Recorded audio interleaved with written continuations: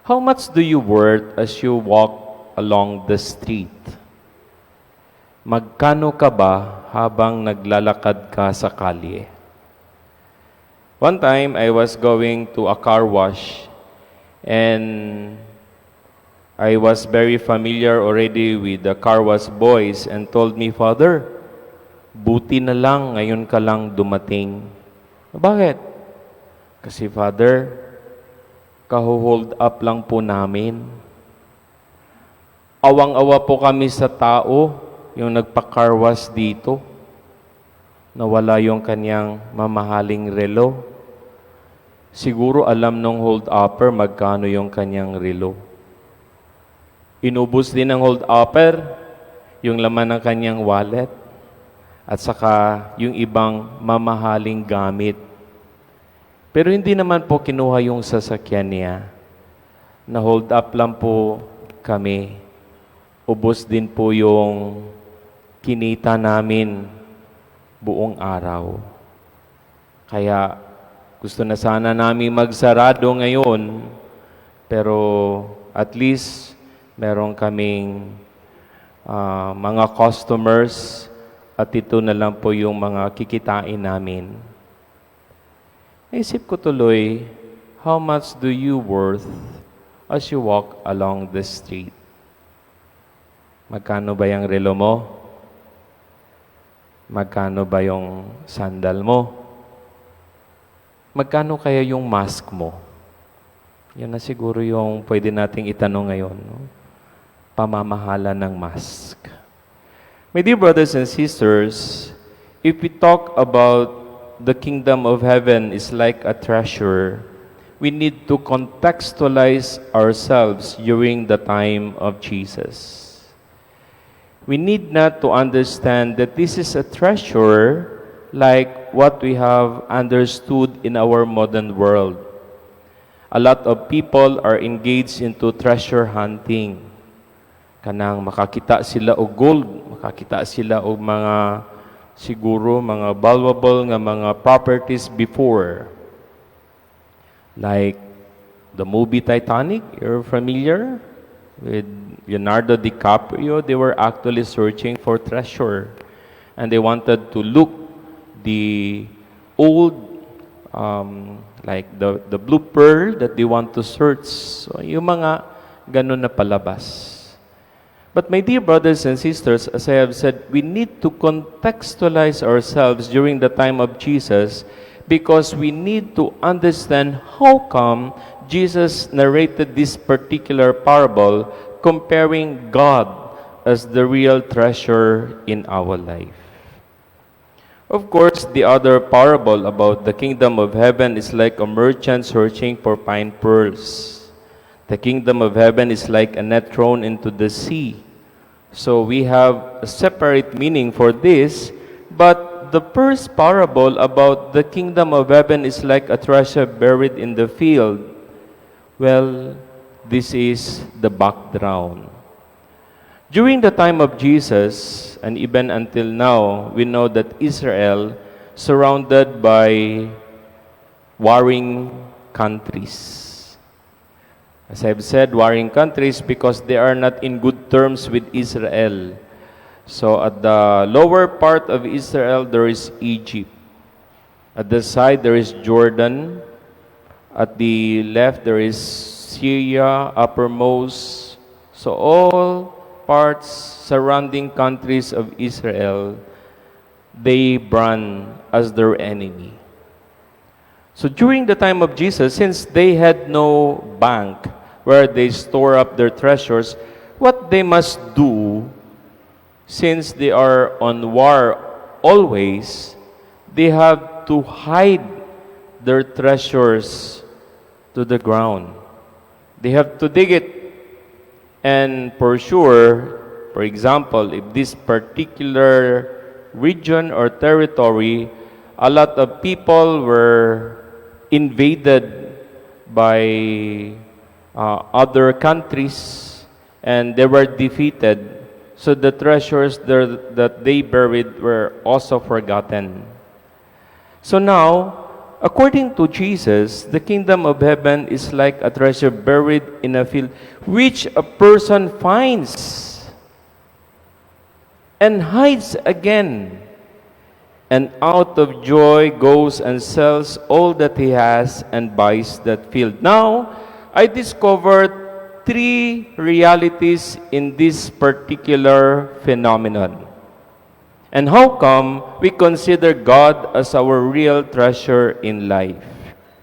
First, the kingdom of heaven is like a treasure buried in the field, which a person finds.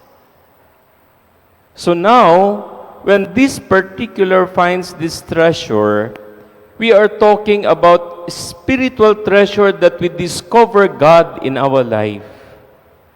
Are you happy to be a Catholic?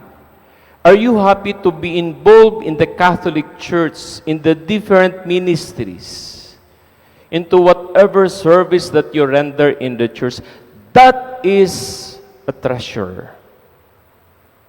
Why?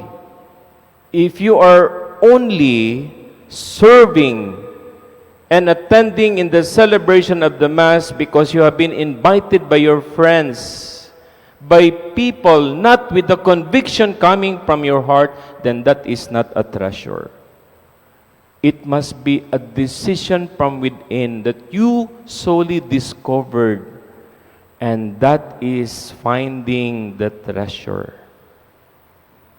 My dear brothers and sisters, each and every one of us should make a decision to be happy when we talk about our faith.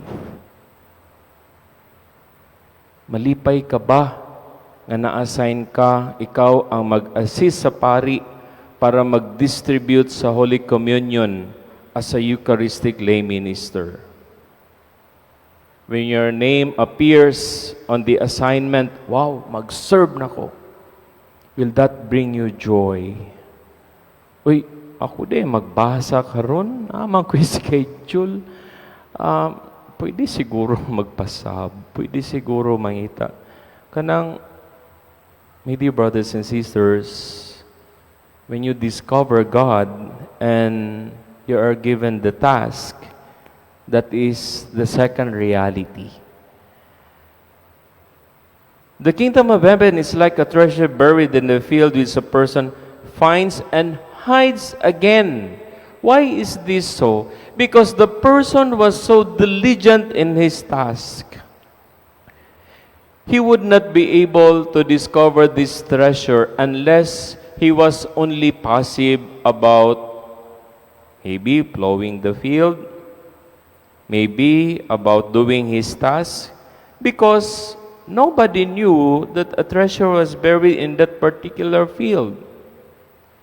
William Barclay gave us a very good commentary about this. He said, and I quote, "The person must have been a farmer. While he was plowing the field diligently, he was able to discover something that is different from the soil that he was plowing." So that means, according to William Barclay, he was doing very well about the task that is entrusted to him. So now, as a Catholic, can you really claim that you are not a nominal Catholic? That you do not only come to participate Mass on a Sunday. You value your being a Catholic not only according to your baptismal certificate. You are a Catholic in essence and in name, wherever you are, because you share the real presence of Christ to others. And that is why that is the second reality with regard to this particular phenomenon about the kingdom of heaven is like a treasure. Now, what is the third reality? He goes out and sells all that he has and buys that field. Kana bitawng buhaton nimo ang tanan para makapangita kag pamaagi nga mabuhat nimo ang angayan nimong buhaton. So one concrete example that I can possibly give is attending the Mass. The reason why I decided not to push through with the anticipated Mass on a Wednesday and Friday because there are less people attending the Mass. Why is this so? And I was trying to compute how many parishioners we have here in Agdao. So let us do the math. So naatay 77 ka GKKs. Ibutang nato ang 77 ka GKKs na ay 50 lang ka members. 77 times 50, that's a huge amount. That's a huge number. And then, how many seniors are there? How many, we call this, minors are there? So if we put 25 persons per GKK times 27, then we will be celebrating anticipated Mass full pack in the church because we can only accommodate 274 parishioners. But sad to say, there are only 10 parishioners sometimes on a Wednesday and on a Friday. So, mag-ininchik sa ako, lugi man taani sa suga, lugi man taani sa electricity, lugi ta kaayo, so ato na lang himuon sa Domingo, duha. And I was expecting that we will be full pack on Saturday because we have only 2 anticipated Masses. And how come that we cannot fill the church? Naanad na ba ang mga tao na pwede na dili mo simba? Asa naman ang atuang treasure, spiritual treasure, that we must be ready to sacrifice only to be able to experience happiness, consolation with regard to finding the treasure. And that is why, going back to that particular experience when I was going to car wash, and these car wash boys told me, Father, naawa nga kami doon sa tao kasi napakalaki po ng na-hold up sa kanya. Ang kanyang relo ay napakamahal, ang kanyang laman, ang kanyang pitaka, napakarami. Kaya we have been branded that our treasure would solely be on material things because we get easily affected when we lost about the things that we want to accumulate. And the deception about accumulating about the things of this world, then it is all about consumerism and materialism. And that is why we need to be reminded of this beautiful gospel today, so that we may renew our love to the Lord, our greatest treasure. When Solomon, in the first reading, was asked by God about what he wanted to receive from him, Solomon did not ask for fame. He did not ask vengeance for his enemies. Instead, he asked, and I quote, "Can I ask nothing except an understanding heart, so that I may be able to judge your people and to distinguish what is right and wrong." Solomon did not ask for anything for himself, but he was asking about the things that he can possibly help other people, especially being the king or the ruler at the time.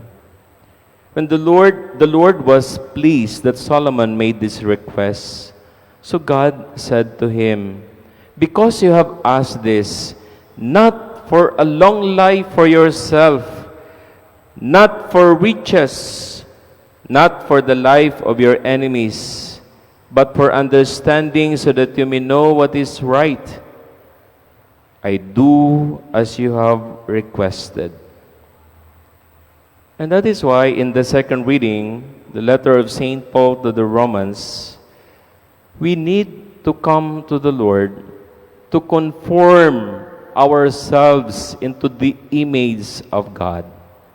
We need to have a touch of God always. Kana bitawng apil ang Ginoo sa ato ang trabaho. Apil ang Ginoo sa ato ang relationship. Apil ang Ginoo sa atong serbisyo sa uban. Apil ang Ginoo sa tanan natong mga buluhaton. One time, I was wearing a very old vestment. Ako ang alb. I received that alb as a deacon November 1992. And it's still with me until now.